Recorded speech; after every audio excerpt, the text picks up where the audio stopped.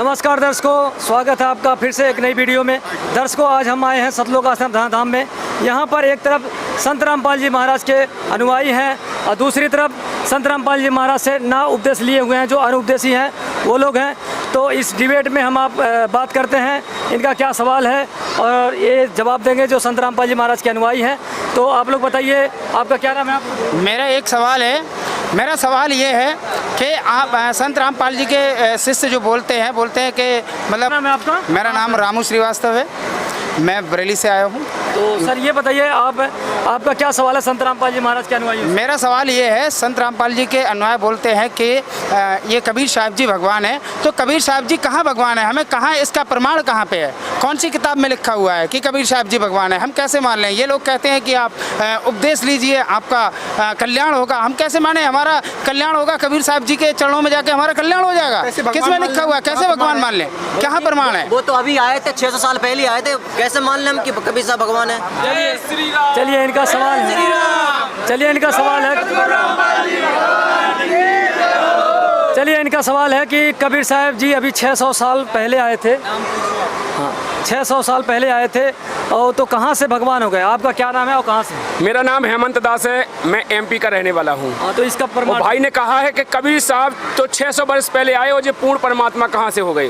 तो मैं इन लोगों को बता दूं कि कबीर साहब तो 600 वर्ष पहले आए, लेकिन हमारे जो सदग्रंथ हैं, जैसे कि हमारा ये वेद है, ये वेद हैं, ये हमारे 4 वेद सनातन के हैं और सबसे पहले से ही हैं। सतयुग द्वापर त्रेता से भी पहले से हैं जी, ये सागर मंथन में निकले हुए थे। तो ये सतवेद, इनको तो मानते हैं आप लोग कि नहीं मानते हैं? वेदों को मानोगे कि नहीं मानोगे? गीता को मानते हो? भागवत को, इनको मानोगे?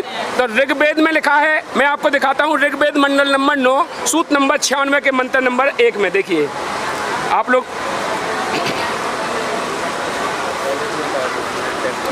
निकाल के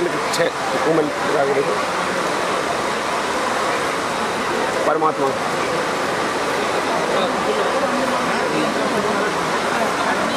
देखिए, ये रहा, देखिए ये हम पढ़िए, देखिए ये लिखा हुआ है कि परमात्मा विद, जो लिखा है परमात्मा कबीर देव, देखो लिखा है ये संस्कृत में पढ़िए, कबीर देव लिखा हुआ है। कबीर देव लिखा हुआ है, ये कैसे मान लें हम कि परमात्मा लिखा हुआ है? आप देखिए परमात्मा, यहाँ पर पहले परमात्मा लिखा है, पहले देखिए आप, पहले परमात्मा लिखा है फिर कबीर देव लिखा है उस कोष्टक में। परमात्मा को कबीर देव कोष्टक में लिखा है। जैसे अपना नाम लिखते हैं पर उसमें उपनाम लिखते हैं डॉट डॉट करके, ये देखिए वहाँ के कोष्टक में लिखा हुआ है परमात्मा कबीर, लिखा है कि नहीं लिखा है? परमात्मा कबीर लिखा है सर, कबीर कहाँ? अरे कबीर उसमें देखिए संस्कृत का 2 बिंदु रखा है, तो क्या होता है कबीर, क्या होता है इसका? चलिए मान लेते हैं कबीर। ऐसा कई जगह लिखा है, एक जगह नहीं लिखा है, आप इसको कई जगह देख सकते हैं। ठीक है, ऋग्वेद में। ठीक है, मान लेते हैं आपका। चलिए ठीक है, हमने मान लिया कि तो देखिए सर, जैसे कबीर भगवान कैसे मान लेंगे? कबीर तो एक जिला आए थे। देखिए जो कबीर भगवान ने लीला की है, वो परमात्मा जो लीला करता है वो लीला की है। परमात्मा ने, संत रामपाल जी महाराज जी ने प्रमाणित करके यही तो बताया है कि वो परमात्मा जब धरती पे आता है तो पहले तो वो सह शरीर आता है। जो परमात्मा धरती पे आता है तो सह शरीर आता है। तो सह शरीर कबीर देव सह शरीर लहर तारा तालाब में प्रकट हुए थे। ये लीला केवल कबीर देव ने की है, कोई सह शरीर नहीं आया है। और फिर उसने लिखा है कि वो सह शरीर जाता है तो केवल कबीर देव ही ऐसे हैं जो सह शरीर यहाँ से धरती से गए और कोई नहीं गया है। जिस फिर उसकी परवरिश की लीला के बारे में लिखा है कि उसकी परवरिश की लीला कवारी गायों के दूध से होती है। अभी तक कोई भी ऐसा भगवान हुआ है आपका जो जिसने कवारी गायों का दूध पिया हो? केवल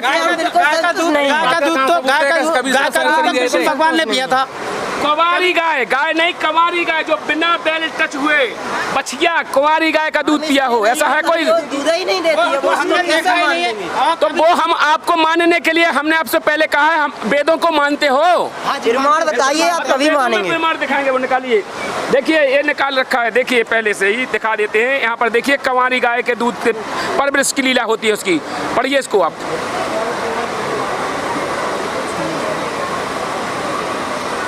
लिखा हुआ है, देखो शिशु, इस पर लिखा है धेनो, धेनो माने गौएं, लिखा है कि नहीं? कंवारी गाय के देखो स्पष्ट पूरा सब कुछ लिखा हुआ है। उसकी परवरिश की लीला कंवारी गाय के दूध से होती है, तृप्त करता है, लिखा है हमारे वेदों में। मान लिया कि कबीर साहब भगवान हैं, उन्होंने झोपड़पट्टी में रहकर अपना जीवन यापन किया, क्यों अपने लिए महल नहीं बनवा लिए? और महल बनवा के रहना चाहिए ना, भगवान थे। तो कबीर साहब जी अगर भगवान थे तो अब तक कहाँ थे?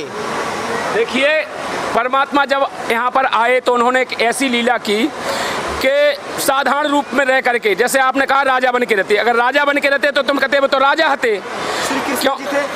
मैं बता देता हूँ आपको, मेरी बात पूरी सुनिए। अगर वो राजा बन के रहते, वो चाहते तो एक वचन की शक्ति में, आपने सुना होगा कि उनके 64 लाख शिष्य थे, ये सुना कि नहीं सुना है? कबीर भगवान के 64 लाख शिष्य थे और एक समय उन्होंने, जब वहाँ के जो नकली ब्राह्मण थे, धर्मगुरु थे, जब वो जलते थे तो उन्होंने नकली चिट्ठी बांट दी थी और नकली चिट्ठी बांट के उनमें लिख दिया था कि कबीर जुलाहा एक भंडारा कर रहा है, 3 दिन का भंडारा करेगा और 3 दिन भंडारा होगा, उसमें सबको एक एक दोहर, एक एक असरपी दी जाएगी। दोहर माने एक सुंदर कम्बल और एक एक सोने की असरपी दी जाएगी। अब वो गरीब तो थे, अब तो आपने बताया है कि जुलाहे का काम करते थे, तो क्या वो ऐसा भंडारा करा सकते थे कि जो करोड़ों लोगों का भंडारा कराए और सबको एक एक दोहर दे, एक एक असरपी दे? करा सकता था? नहीं करा। लेकिन परमात्मा कबीर साहब ने ये लीला भी पूरी की थी। आप लोग जाकर के पता कर सकते हैं, काशी में और अपने कबीर सागर में भी लिखा है, अपने सदग्रंथों में उनकी वर्णन है कई जगह है कि उस परमात्मा ने ऐसी लीला की थी कि वहाँ पर 64 लाख उसके शिष्य थे। वहाँ पर जितने भी लोग आए, करोड़ों लोग, अनगिनत लोग, और जितनी बार जिसको खाना था कई बार खाया और कई बार जितनी बार खा के लेन में लगते थे उतनी बार दोहर मिलती थी।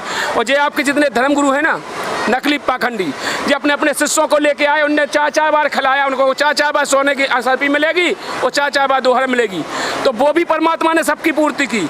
तो परमात्मा वो पूर्ति करता है, वो लीला करता है, तो वो अपने लिए महल नहीं बनवा सकते थे जो करोड़ों लोगों के लिए भंडारा खिलाए, एक एक दोहर असरपी दे? परमात्मा केवल ये लीला करके बताना चाहते थे कि भक्ति हम किसी राजा बन के नहीं कर सकते हैं, भक्ति हम किसी भी जगह रह के कह सकते हैं, चाहे झोपड़पट्टी में रहें, चाहे हम गरीब स्थिति में रहें, चाहे हम बड़े आदमी बन के रहें, भक्ति हम किसी भी स्थिति में कर सकते हैं। भक्ति करके मूल उद्देश्य था उनका मोक्ष कराना।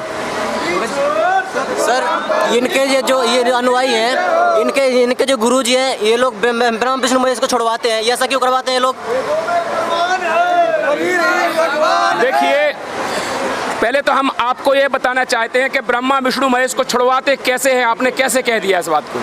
आपने कहीं देखा है कि ब्रह्मा विष्णु महेश को छुड़वाते हैं? आप लोग उनकी भक्ति नहीं करते हो, उनकी मूर्तियां नहीं रखते हो, उनकी पूजा नहीं करते हो, तो कैसे माने आप लोग ब्रह्मा विष्णु महेश को मानते हो? छोड़ते हो फिर तो? आप लोग छोड़ते हैं, हम लोग माता पिता के पैर भी छुवाना मना कर देते हो। एक बात टॉपिक पूरा होने दीजिए, मैं आपकी बात का दोबारा जवाब दूंगा।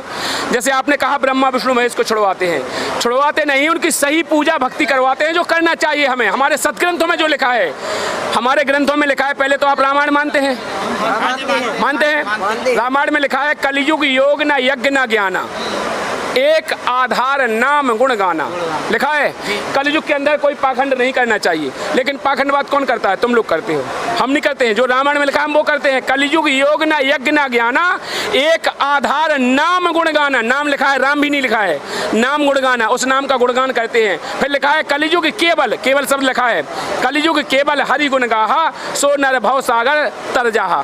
कलयुग के अंदर भव सागर से पार करने के लिए पाखंड करने की जरूरत नहीं है, केवल उस नाम का जाप करना है। तो वो नाम कौन सा हो? वो नाम कौन सा हो, उस नाम के लिए अपने गीता जी के अध्याय 17 के श्लोक नंबर 23 में लिखा है, ओम तत्सत इति निर्देश है, त्रिविध, 3 प्रकार से वो मंत्र देगा। ओम तत्सत, जो गुरु होगा वो पूर्ण तत्वदर्शी होगा, वो देगा। तुम्हारे गुरुओं को किसी को पता नहीं था अभी तक, अगर पता होता तो अभी तक ये क्यों नहीं देते थे? जितने भी तुम्हारे धर्म गुरुओं ने कभी क्यों बात नहीं की ओम तत्सत की?